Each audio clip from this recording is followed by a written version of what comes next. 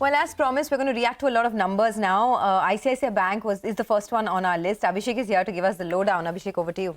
Well, it's a mixed quarter coming out of ICICI Bank. The numbers are beaten our poll. However, the core operating profit growth remains lower than loan growth for second quarter in a row at about 10.5% versus loan growth that you are seeing between 16 to 18% over the last 2 quarters. So loan growth YOY is the weakest in last 12 quarters and sequential loan growth is perhaps the weakest in last 11 quarters. Operating profit growth is at just 8.8% YOY, which is perhaps the weakest in last 11 quarters. Cost to income ratio, that's at 5-quarter low and first time below 40% as well.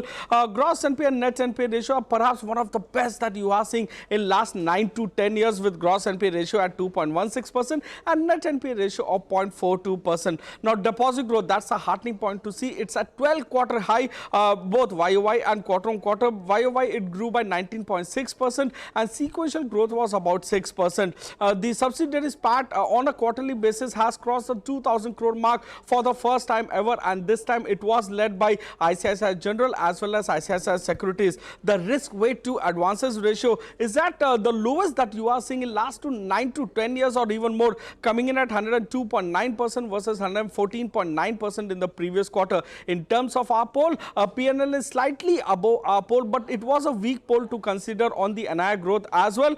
PAT has beaten our poll given the fact that provisions have declined 31.5% quarter-on-quarter. Back to you. All right, thanks a lot for that. I'm looking at 2 stocks this morning. One of them is Maruti. I'm going with red because the numbers were a mixed bag. As the operational performance disappointed the street, the margins were below street expectations. In fact, the margins came in below expectations because of lower CNG sales, a weaker product mix, and that resulted in 12.2% margins. The poll was 13.4%. X of that, there were no problems with the business. Revenue growth was very strong, almost 20%. Net profit growth of almost 48%. Nomura has a neutral with a target price of 12,523. They talk about how, despite having strong tailwinds, the margins were a miss this time. So that's a bit of a concern. And the market share may face a risk in FY 25-26. UBS has a buy with a target price of 14,000. The margin miss on UBS was led by a lower the margin miss for Maruti was led by lower CNG sales and higher costs, and is not a major concern according to UBS. But purely for today, I'm going with red, but I won't be surprised if the dips get bought. Got it. We'll keep an eye out on Maruti, but let's focus on Apollo Hospitals. For many quarters, we have been waiting by for this deal on Apollo Hospitals. And finally, post-market hours on Friday, it was announced. Ekta joins us to fill us in with a quick analysis. Ekta. Thanks for that. Well, the news is that Apollo Health Co., which basically has Apollo 24/7, its online arm in its fold, as well as the pharmacy business, is going to be raising 2,475 crores or $300 million from the PE firm Advent. Now, they are going to be merging KMed, which is basically a promoter-owned wholesale pharma distribution business. If you want a comparison, for example, Intero, which just got listed, is a similar model to that, over the next 24 to 30 months. Now, they have said that the deal is going to be EPS accretive from year 1. Now, one of the key things is that KMed has very low margins. FY23 margins were around 3.6%, though the company has said that it will eventually improve. Now, the deal also involves KMed buying out multiple JV partners. I was on the call on Saturday afternoon, and I think there are 19 outstanding partners as of now, and there are some of them which have been consolidated. Now, the positive is that they will be retiring around 890 crores of debt on their books. There will be growth capital for Apollo Health Co., which will come through. But they have a big target to achieve in terms of revenues. So for FY27, by year 3, they want revenues to hit probably 25,000 with margins of around 25,000 crores and margins of 7 to 8%. So it's a tall task at this point in time. And there were a lot of questions that, they'll probably have to do it via inorganic means. Now, also separately, they will look to grow the private label business via KMed's network of around 65-70,000 stores that they distribute to. And the EBITDA break-even for the digital business will be in 6 to 8 quarters.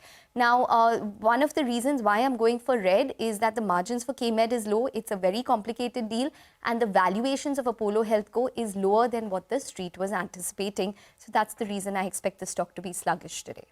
Okay, in fact, we will discuss more on this fundraise. We'll have the management joining us on Bazaar today at 10 a.m. But the other stock that I'm looking at this morning is HCL Tech.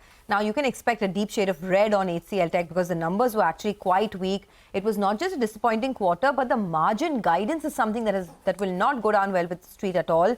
The constant currency revenue growth was barely 0.3%. The EBIT margins were actually down 210 basis points, and the estimate on EBIT margins was 18.3%. It came in at 17.6%. But I think the guidance is something that will really disappoint the street. It's just 3 to 5% FY25 revenue guidance versus 3 to 5% versus an estimate of 5 to 7% for HCL Tech. Now, this is on account of a 2% decline that they are expecting because of a large project moving offshore, and they see an additional headwind of 80 basis points because of the State Street BPO JV exit. So, a lot of brokerages are disappointed with the numbers.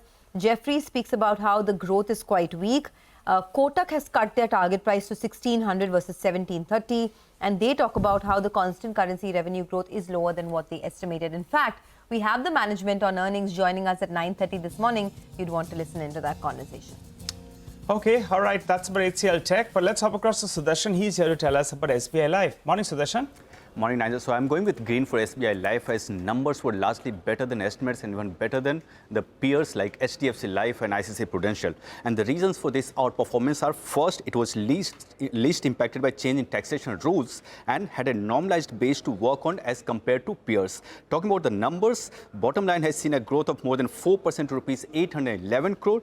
Annualized premium equivalent has come in 17% higher at rupees 5,330 crore, and it's better than the guidance company had given in the interview to CNBC-TV18 after Q3 earnings. Value of new business has increased 5% to rupees 1,510 crore. VNB margin, though, has fallen 340 bps to 28.3%, but it's higher than the estimate of 28% and higher than the company's guidance range of 27 to 28%. On the guidance front for FY25, company says growth trajectory will be similar to what it has seen this year, and it will continue to outperform industry average and the growth of peers. Okay, all right, Sudarshan, thanks a lot for that. Well, NMDC, that's a stock that I'm looking at. I've reached out to various buyers, and yes, they've confirmed that over the weekend, there has been a price increase that's taken place. But I'm not too sure about the quantum, so that's why we're attributing it to reports for now. The price increases of fines as well as calibrated lumpur has gone up by around 200 to 300 rupees. Just last month, the prices were cut by around 200 to 250 rupees. So in that sense, they have reversed the entire cuts that we saw.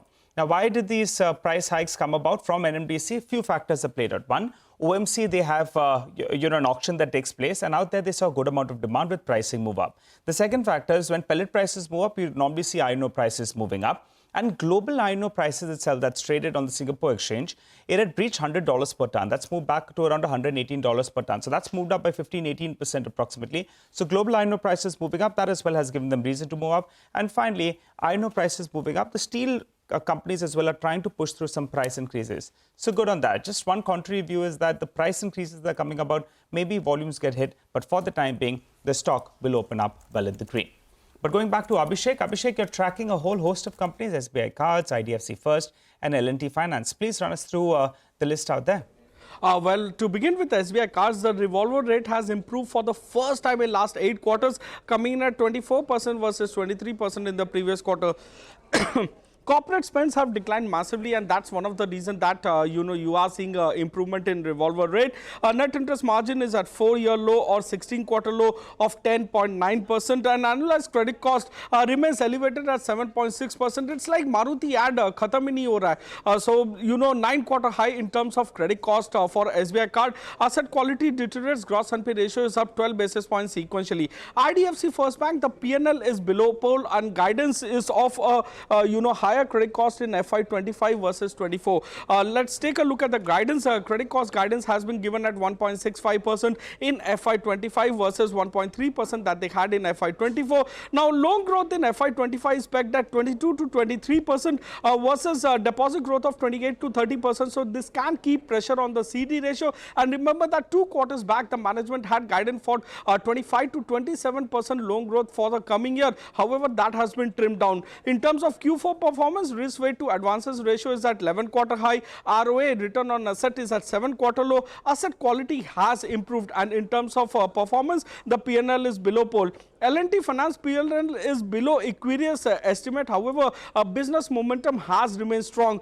So disbursements are up 24.8% YOY and about 3.5% sequentially. AUM growth is at 5.8% YOY and about 4.5% sequentially. It's heartening to see that there is AUM growth. AUM was on a declining trend for them for the longest time that I have seen. Net interest margin is perhaps at an all-time high of 9.14%. Asset quality, that's improved sequentially for them. Back to you. Okay, khatam hi nahi hota hai. That's a nice one. It's a very, very financials, banking heavy day. We'll talk to lots of these managements as well. We told you IDFC First will be coming on. We'll be speaking with them. SBI Card is the other one. Abhishek outlined the numbers. We'll be joined by the management this morning at 9 o'clock as well. But as I said, it's a financials heavy day, and AU Small Finance Bank is the next one we're focusing on. Abhishek, back to you. So eligibility criteria for an SFB to transition into universal bank as per RBI has been rolled out. So satisfactory track record of performance for a minimum period of 5 years. Satisfactory, they should have a net profit in last 2 fiscals, and shares of the bank should be listed on exchanges and with a net worth of about 1,000 crores. So should have gross NPA and net NPA ratio less than 3% and 1% respectively in the last 2 fiscal. And eligible SFB should have a diversified portfolio. This is a key criteria why many other SFBs may not be able to meet, especially Ujjivan, who has about 72% in MFI. So hence, AU emerges as one of the best placed in terms of diversified portfolio and meeting all the other criteria laid out by RBI. So they can actually apply for a commercial scheduled bank license to transition from the SFB license that they have. Back to you. Okay, thanks a lot for that. Well, let's do one thing. Let us take a quick recap, run through of our top stocks. Stocks with positive news flow: ICICI Bank, SBI Life, L&T Finance, NMDC, AU Small Finance Bank, while stocks with negative news flow: Apollo Hospitals, Maruti Suzuki, HCL Tech, SBI Card and IDFC First Bank. But let's also get a quick handle on what's happening in the world of commodities. Manisha Gupta is joining in for all the action overnight. Manisha, hi, good morning. Morning, Sonia. Thank you for that. Well, I'll start with precious metals, where we have seen some profit taking. Gold is open the week 0.5% down, and silver prices fell 7% in the previous week. We are looking at the U.S. data. That is what the markets are reacting to. The inflation numbers at 2.7% versus 2.6%. One is higher and much higher than the Fed's target of 2%. So that's bothering, and the strength in U.S. dollar because of that is what's weighing on to other commodities as well. The crude oil prices, after declining 3%, have started this week on a lower side as well. The U.S. monetary policy decision this week from the U.S. and the China PMI numbers are on radar. The one sector, though, that continues to do quite well for itself is the metal prices. Copper is now trading at $10,000 a ton. We are looking at 0.5% of gain onto that one in the Asian markets right now. Actually, all metals, whether it's zinc, aluminum, lead, are trading 0.5% on the higher side and making higher highs, higher multi-year highs as we speak. All right, Manisha, thanks very much for that. That's commodities in focus. We'll take a quick commercial break here. We are back with Prakash Diwan. We'll talk about all these earnings, and there are so many of them, especially on the financial side, as I said. We'll also be joined by the management of the first company with us here. CSB Bank discusses their 4th quarter earnings and, of course, gives us an outlook as well. Stay tuned.